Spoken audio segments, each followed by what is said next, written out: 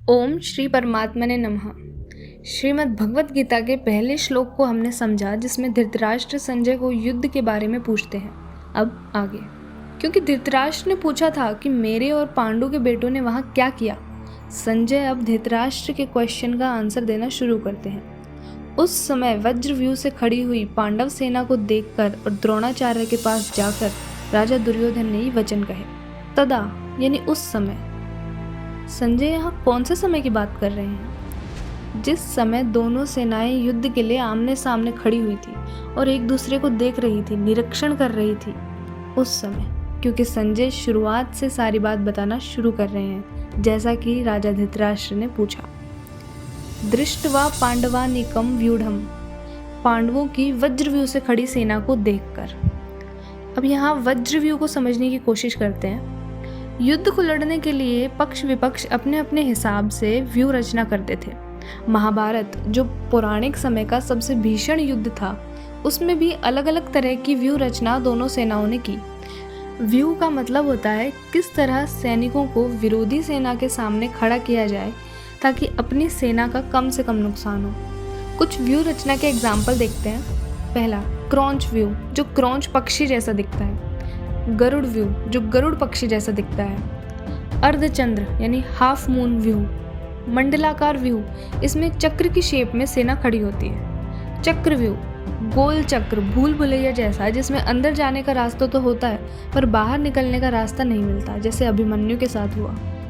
चक्र शकट, इसमें आसपास सैनिकों के घेरे और बीच में एक गर्भगृह होता है जिससे किसी की रक्षा की जाए, जैसे जयद्रथ की गई थी। औरमी व्यू, इसमें सेना को समुद्र की लहरों की तरह सजाया जाता है ताकि सामने वाली सेना को संख्या का अंदाजा ना आए। ऐसे ही 50 से ज़्यादा तरह के व्यू होते हैं जो वैदिक पुराणों में धनुर्विद्या के विषय में सिखाए जाते थे। पांडवों की सेना पहले दिन वज्र व्यू की थी। वज्र देवताओं के राजा इंद्र का अस्त्र है। इसके ऊपर के 3 पार्ट्स तिरछे बने होते हैं और बीच का हिस्सा पतला होता है। तो अब क्वेश्चन ये आता है कि पांडवों ने ये वज्र व्यूह क्यों चुना पहले दिन के लिए? क्योंकि कौरव पांडव सेना बराबर नहीं थी। पांडवों की सेना कम होते हुए भी इस व्यूह रचना की वजह से काफ़ी दिखाई पड़ रही थी, जिससे उनका प्रभाव, उनका इफेक्ट बड़ा पड़ रहा था। क्योंकि अच्छे तरीके से खड़ी सेना अच्छी रणनीति की निशानी है। और एक और बात, क्योंकि पांडवों के पक्ष में धर्म और भगवान कृष्ण थे, इसलिए सैनिकों के मन में कोई डाउट या कोई मतभेद भी नहीं था। जहाँ धर्म और भगवान होते हैं, जाहिर है उनका असर बड़ा पड़ता है। और हुआ भी ऐसा ही। सेना को देखकर दुर्योधन पर काफ़ी असर पड़ा, जिसके बाद वो गुरु द्रोणाचार्य के पास बात करने गया। पर कौरव सेना बड़ी होने के बावजूद पांडव सेना का दुर्योधन पर प्रभाव क्यों पड़ रहा था? क्योंकि वो ये जानता था कि पांडव सेना में एक भाव था, लेकिन कौरव सेना में मतभेद। क्योंकि दुर्योधन, दुशासन आदि तो युद्ध करना चाहते थे, पर आचार्य द्रोण, भीष्म पितामह, विकर्ण ऐसे बहुत से योद्धा युद्ध नहीं करना चाहते थे।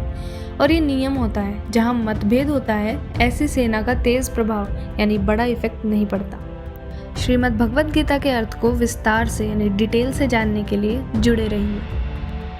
ओम श्री कृष्णार्पणमस्तु।